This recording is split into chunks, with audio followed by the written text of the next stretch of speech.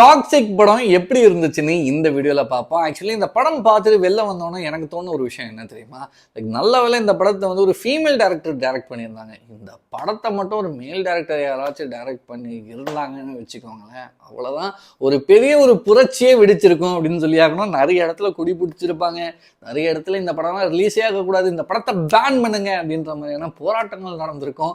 Social media ஃபுல்லாக memes, trolls அப்படின்னு மாதிரி பிச்சுக்குன்னு இருந்திருக்கும். பட் ஃபீமேல் டைரக்டர் பண்ணியிருந்ததால, இந்த படத்தை எடுத்திருந்ததால பெருசா இல்லைனாலுமே அங்கங்கே ஒரு சில இடத்துல ஒரு மாதிரியான ஒரு சில கான்ட்ரவர்சிக்கு மத்தியில தான் இந்த படம் ரிலீஸ் ஆயிருந்துச்சு.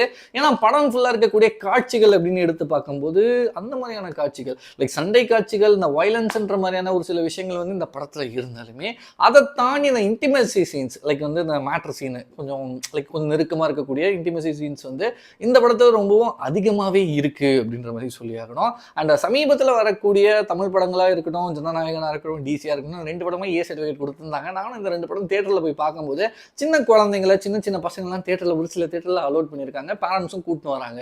ஆனால் இந்த படத்துக்கு அந்த படத்துக்கு கூட்டின்னு வந்துட்டீங்க, ஓகே வயலன்ஸ் இருந்துச்சு, பட் இந்த படத்துக்கு தயவு செஞ்சு யாருமே வந்து சின்ன பசங்களை மட்டும் தியேட்டரில் கூட்டின்னு வராமல் இருந்தால் நல்லாயிருக்கும் அப்படின்றதோட அப்படியே படத்தோட கதைக்கு போவோம். இந்த படத்தோட கதை என்ன அப்படின்னு பார்த்தீங்கன்னா, லைக் ரொம்ப வளவள கொல அப்படின்னு பேசாமல் 2 பாயிண்ட் தாங்க. ஃபர்ஸ்ட் திங் என்ன அப்படின்னு பார்த்தீங்கன்னா, அக்காவுக்கும் தம்பிக்கும் இருக்கக்கூடிய அந்த ஒரு பாண்டிங், அந்த ஒரு பாண்டிங்ன்ற ஒரு விஷயம் எவ்வளோ ஸ்ட்ராங்காக இருக்குது. அக்கா தம்பிக்காக என்னென்ன விஷயங்கள்லாம் பண்ணுறாங்க, தம்பி வந்து அக்காவுக்காக எந்த எக்ஸ்ட்ரீம் வரைக்கும் போய் பண்ணுறாங்க அப்படின்ற மாதிரியான ஒரு பாண்டிங் வந்து ஒரு மாதிரியாக காட்டியிருக்காங்க. அந்த அதே சமயத்தில் இந்த ஃபர்ஸ்ட் ஹாஃப் வந்து அக்காவுக்கும் தம்பிக்கும் இருக்கக்கூடிய பாண்டிங் அப்படின்னு வச்சுக்கலாம். செகண்ட் ஹாஃப் எப்படின்னு எடுத்து பார்க்கும்போது அப்பாவுக்கும் பையனுக்கும் இருக்கக்கூடிய அந்த ஒரு பகை, இந்த பகை எதனால் ஆரம்பிக்குது, எப்படி ஆரம்பிக்குது அப்படின்ற மாதிரியான ஒரு சில விஷயங்கள் வந்து ஸ்டார்டிங்கில் அப்படியே காட்டி அப்படியே வந்து ஃப்ளாஷ்பேக் அப்படின்ற மாதிரி பையனோட வாய்ஸ் ஓவரோட இந்த படம் வந்து அப்படியே போகுது. ஸோ படம் வந்து லைக் வழக்கம் போல தான் யஷ் அவர்கள் படத்தில் பார்க்கும்போது அவரோட ஸ்க்ரீன் ப்ரெசன்ஸ் அப்படின்ற ஒரு விஷயம் வந்து பயங்கரமாகவே இருந்துச்சு அப்படின்னு சொல்லி ஆகணும். கேஜிஎஃப் படத்தை மட்டும் நம்ம மைண்டில் வச்சுக்க வேணாம், பட் அந்த ஒரு கேஜிஎஃப் படத்தில் வந்து ஒரு சில ஸ்டீரியோ டைப்பை வந்து அவர் வெஸ்டாப்ல, லைக் என்னோட கேரக்டரைசேஷன் தான் இப்படி தான் நான் இருப்பேன், என்னை வந்து யாராலையும் அடிக்க முடியாது, என்னை அடிச்சுக்கணும்னா நானாக தான் அடிச்சுக்கணும், நானாக டமால் அப்படின்னு அடிச்சுக்கிட்டா மட்டும்தான் உண்டு. மற்றவங்கலாம் வந்து ஒரு எதிர்க்கு வந்து 1000 பேர் நின்றுருந்தாலும் பரவாயில்ல, 2000 பேர் நின்றுருந்தாலும் பரவாயில்ல, யாராலையும் என்னை அடிக்க முடியாது, நான் எல்லாத்தையும் அடித்து தள்ளிட்டு அப்படியே ஒரு பீரோ சரக்கோ ஏதோ குடிச்சிட்டு அப்படியே டான அப்படி நிற்பேன் அப்படின்ட்டு கேஜிஎஃப் படத்தில் ஒரு மாதிரியான ஒரு ஸ்டீரியோ டைப் உருவாக்கிட்டார்ல, அதே ஸ்டீரியோ டைப் தான் இந்த படத்துலேயே வந்து அப்படியே கண்டினியூ ஆகுது. பட் இந்த படத்தில் ஒரு சில மாற்றங்கள், அவரோட கேரக்டரைசேஷன்ல, அவரோட லுக் வைஸ் அப்படின்னு இருக்கக்கூடிய ஒரு சில மாற்றங்கள் அப்படின்னு எடுத்து பார்க்கும்போது டபுள் ஆக்டிங் பண்ணியிருக்காப்புல, லைக் பையன் ரோலும் பண்ணியிருக்காப்புல, அப்பா ரோலும் பண்ணியிருக்காப்புல. இந்த பையன் ரோல் பார்க்கும்போது அவரோட ஆக்டிங் வந்து புதுசாக இருந்துச்சு. ஏன்னா நம்ம தமிழ் ஆடியன்ஸ் வந்து பெருசாக வந்து கேஜிஎஃப் படத்தை தாண்டி அவரோட மற்ற படங்கள்லாம் பார்த்துருப்போமா அப்படின்னு கேட்டால் தெரியாது.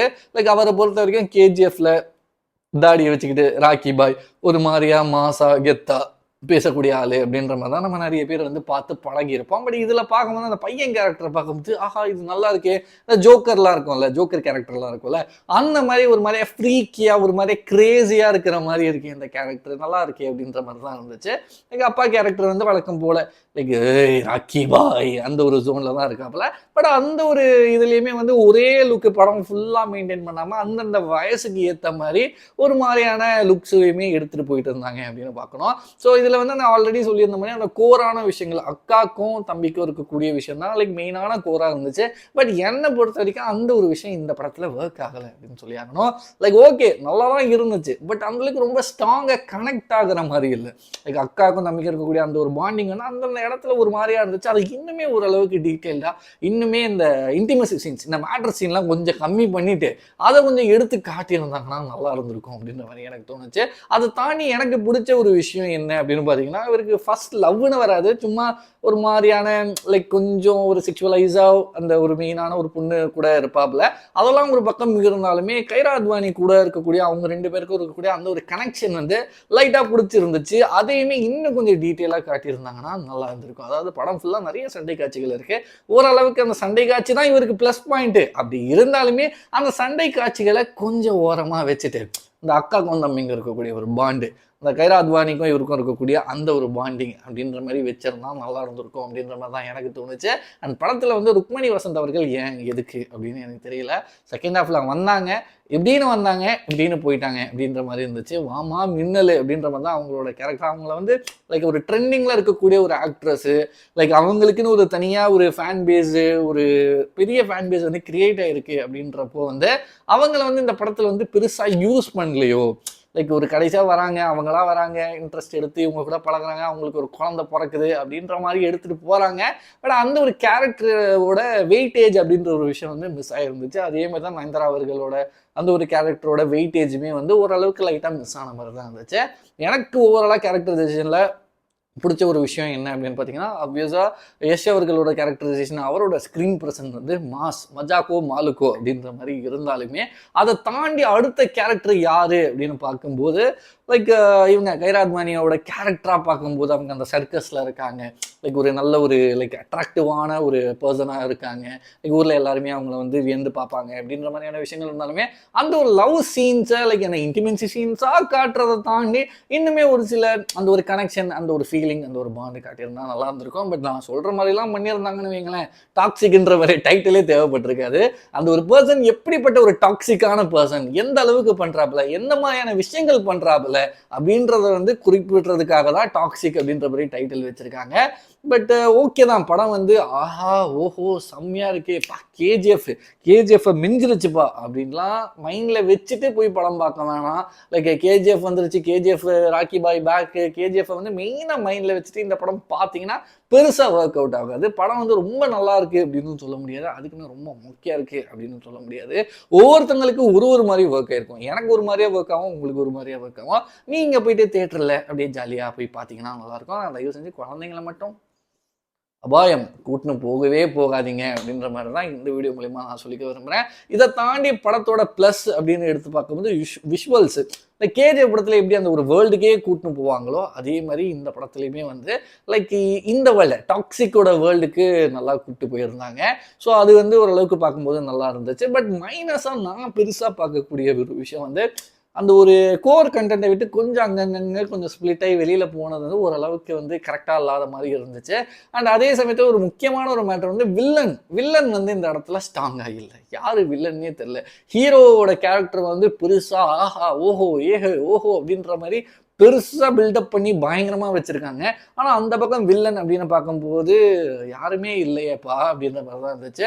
லைக் அந்த முக்கியமான ஒரு வில்லன் வந்து கடைசி கொஞ்ச நேரத்தில் தான் வராபில். அந்த வில்லன் யாருன்னு நான் சொல்ல விரும்பலை. லைக் கொஞ்ச நேரம் தான் வராபில். அவர் வரக்கூடிய அந்த ஒரு சில போர்ஷன் வந்து ஸ்ட்ராங்காக இருக்குது, ஆஹா நல்லா இருக்குது. இதுக்கப்புறமா தான் கதை ஆரம்பிக்கும் போது இது வந்து ஆல்ரெடி பார்த்த மாதிரி இருந்தாலுமே ஓகே நல்லா இருக்கும் போல். அவங்களோட ஃபேஸ் ஆஃபாக இருக்கட்டும், அந்த ஒரு சண்டை காட்சிகளாக இருக்கட்டும், அதெல்லாமே நல்லா இருக்கும் போல். அந்த ஒரு அவங்க வந்து பிரச்சனை கொடுக்குறது, அந்த பிரச்சனையை இவங்க சமாளிக்கிறது, இவர் வந்து அவருக்கு பிரச்சனை கொடுக்குறது அப்படின்ற மாதிரி மாற்றி மாற்றி ரெண்டு கேரக்டர்ஸுமே வந்து பிரச்சனை கொடுத்துப்பாங்க அப்படின்ற மாதிரி நல்லா இருக்கும் அப்படின்னு வெயிட் பண்ணி பார்த்துட்டு இருந்தால் வந்து அதையுமே வந்து பொஸ்க்குன்னு முடிச்சு விட்டாங்க. ருக்மணி வசந்த் அவர்கள் கேரக்டரை வந்து எப்படி புஸ்க்குன்னு முடிச்சு விட்டாங்களோ அதே மாதிரி அந்த வில்லன் கேரக்டரையும் வந்து போகிற போக்கில் பார்த்தா அந்த கொஞ்ச நேரம் தான், கடைசி ஒரு 20-30 மினிட்ஸ் தான் அந்த வில்லனோட கேரக்டரே வருவாங்க. ஸோ அந்த கேரக்டரும் டக்குன்னு போயிடுச்சு, என்னடா இது அப்படின்ற மாதிரி தான் இருந்துச்சு. ஸோ எஸ், ருக்மணி வசந்த் அவர்கள் கேரக்டர் வந்து ட்ரைலர்லாம் பார்க்கும்போது, அவங்களோட கேரக்டர் ரிவீல்லாம் பார்க்கும்போது ஏதாச்சும் ஒரு விஷயம் இருக்கும், ஏதாவது ஒரு தந்திரம் பண்ணுவாங்க. காந்தாரா படத்தில் கடைசியில் பண்ணுவாங்கல்ல, காந்தாரா 2ல அந்த மாதிரி இந்த படத்துலையும் ஏதாச்சும் ஒரு தந்திரங்கள் மந்திரங்கள் ஏதாச்சும் ஒன்று பண்ணுவாங்க அப்படின்னு பார்த்தா அவங்கள ரொம்ப சிம்பிளாக யூஸ் பண்ணி விட்டாங்க. அண்ட் வில்லன் அப்படின்னு பார்க்கும்போதும் பெருசாக ஸ்ட்ராங்காக படலாம். ஆனால் கடைசியாக ஒரு வில்லன் வராப்புல, லைக் முக்கியமான ஒரு வில்லனு.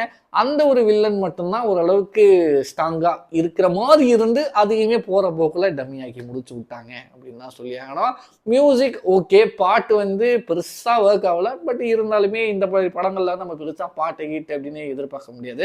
பேக்ரவுண்ட் ஸ்கோர் எப்படி இருக்குது அதை பார்ப்போம் அப்படின்ற மாதிரி தான் எதிர்பார்க்க முடியும். இந்த படத்துக்கு வந்து நிறைய செலவு பண்ணியிருக்காங்க, பெருசாக பண்ணியிருக்காங்க. கன்னடா அண்ட் இங்கிலீஷ் 2 லாங்குவேஜில் வந்து ஷூட் பண்ணியிருக்காங்க. மற்ற லாங்குவேஜ்லாம் டப் பண்ணி ரிலீஸ் பண்ணியிருக்காங்க. ஒரு பேன் இண்டியா மூவியாக வந்து ரிலீஸ் ஆயிருக்கு.